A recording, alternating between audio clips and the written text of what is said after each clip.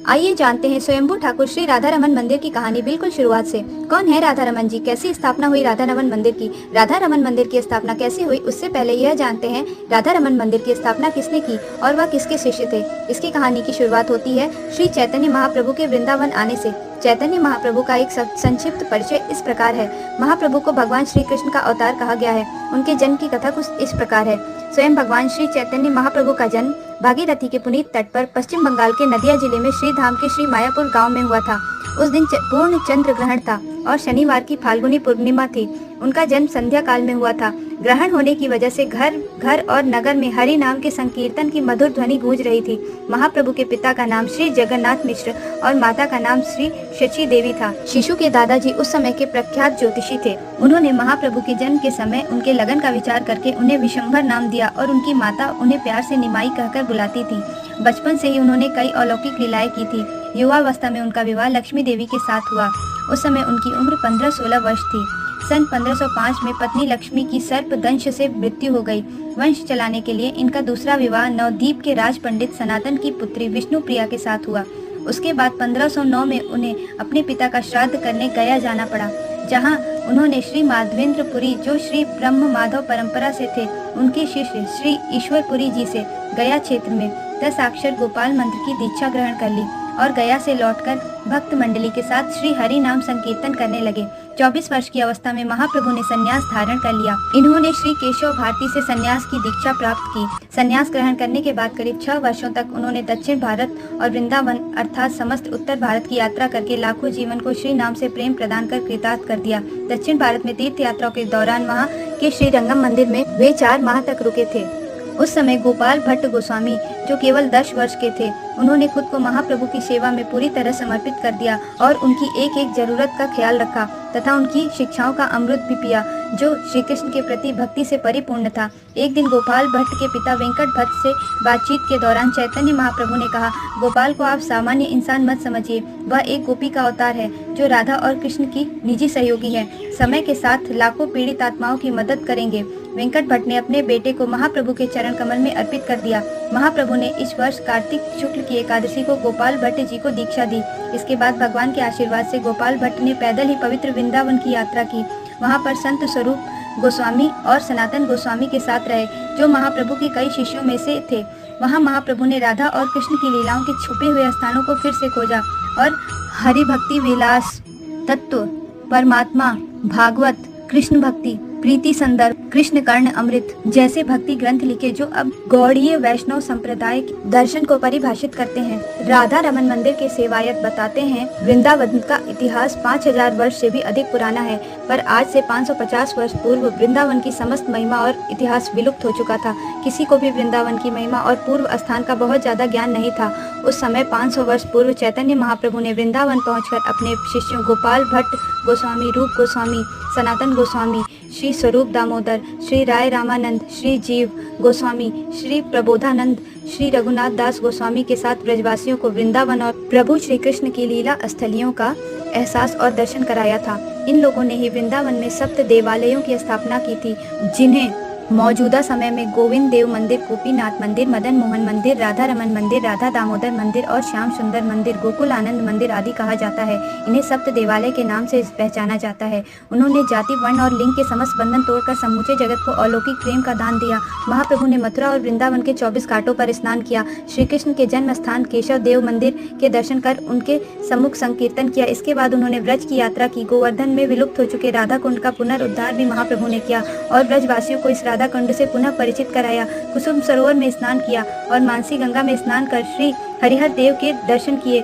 वे नंदगांव, कामवन, शेषशाही, चीरघाट, Bhandir one, Bhadravan, Mahavan, Gokul आदि लीला स्थली के दर्शन करते हुए वृंदावन से आए थे।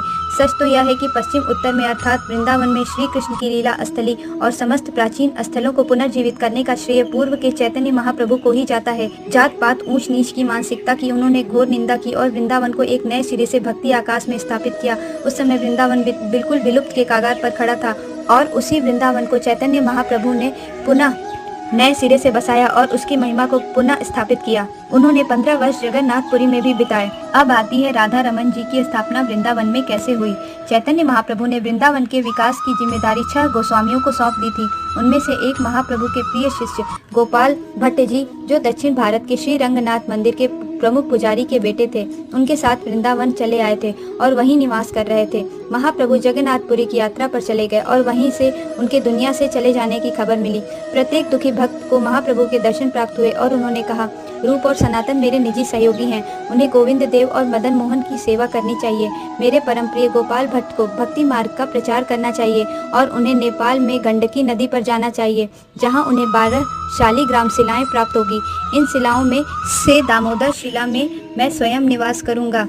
वह उस दामोदर शिला की पूजा करके मेरी ही पूजा करेगा। मेरी लकड़ी की सीट मैंने गोपाल भट्ट को दी है। वह सिंहासन है जिस पर वह गौड़ीय वैष्णव संप्रदाय के अगले गुरु के रूप में बैठेंगे और राधा कृष्ण की भक्ति का उपदेश देंगे। श्री गोपाल भट्ट गोस्वामी ने अपने गुरु के आदेश अनुसार नेपाल स्थित गंडकी नदी की पैदल यात्रा शुरू कर दी।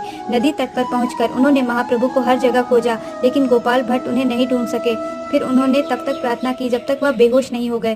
गोपाल भट्ट के चेहरे से आंसू गंडकी नदी की ओर एक धार की तरह बह निकले। जब उन्हें होश आया तो उन्होंने सूर्य को अर्घ देने के लिए पानी इकट्ठा करने के लिए अपनी हथेलियां नदी में डाल दी और उन्हें यह देखकर बहुत आश्चर्य हुआ कि जो पानी उन्होंने अपनी हथेलियों में लिया उसमें एक दामोदर शिला थी। गोपाल भट्ट खुशी से चिल्लाए, गौर कृष्ण गौर कृष्ण। उसके बाद जितनी बार उन्होंने सूर्य को अर्घ देने के लिए हाथ में पानी लिया, उतनी बार उनके हाथ में एक शालिग्राम शिला आती चली गई। कुल मिलाकर उनके पास 12 शालिग्राम शिला आ गई थी, जिनमें एक दामोदर शिला थी। वह 12 शिलाएं लेकर वह वृंदावन आ गए और यहीं पर उनकी सेवा करने लग गए। समय गुजरता गया। भट्ट जी अपनी ठाकुर जी के शिला रूप में सेवा करते गए। एक दिन वृंदावन में एक सेठ जी आए और हर मंदिर में भगवान के श्री विग्रह को 9 वस्त्र अर्पित करने लगे। सभी लोगों ने अपने अपने ठाकुर जी का सुंदर श्रृंगार किया, किंतु गोपाल भट्ट जी शालिग्राम जी का कितना ही श्रृंगार कर पाते। तब उन्हें बड़ा दुख हुआ। अगर मेरे पास भी ठाकुर जी का विग्रह होता तो मैं भी उनका खूब सुंदर श्रृंगार करता, रोज वस्त्र पहनाता, आभूषण पहनाता और उनकी सेवा करता। इसी पीड़ा में वह सारी रात रोते रहे।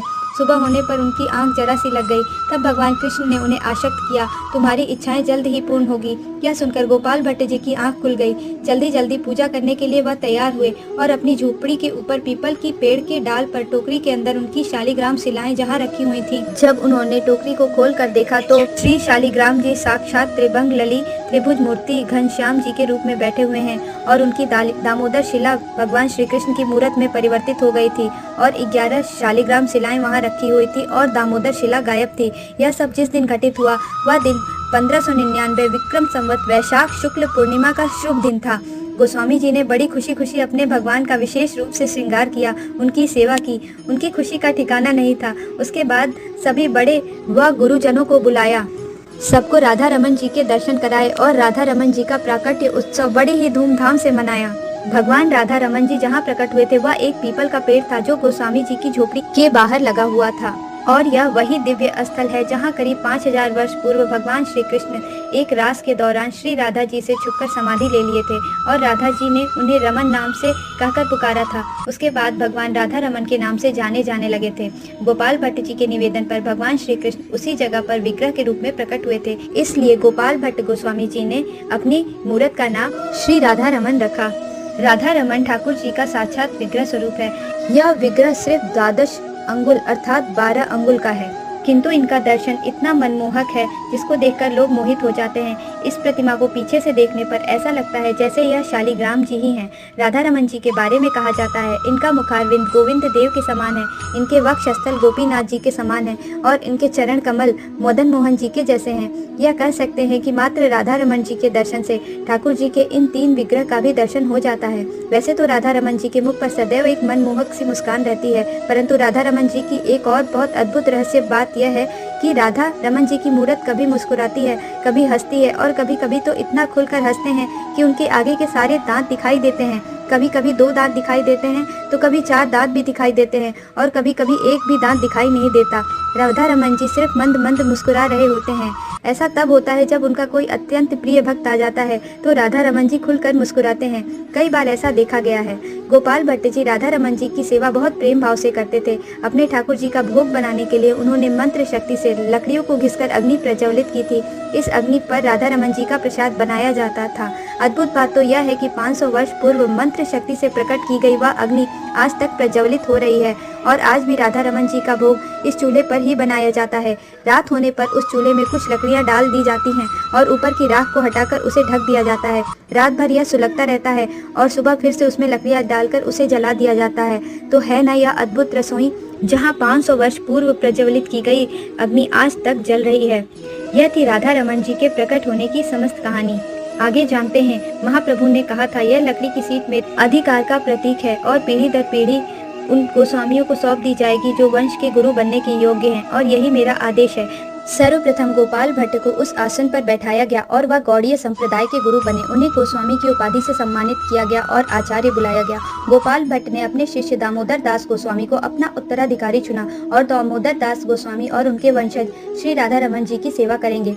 आज के समय में महाप्रभु के आशीर्वाद के रूप में वह लकड़ी की सीट ही सुरक्षित बची हुई है जिसे मंदिर में देखा जा सकता है। श्री राधे।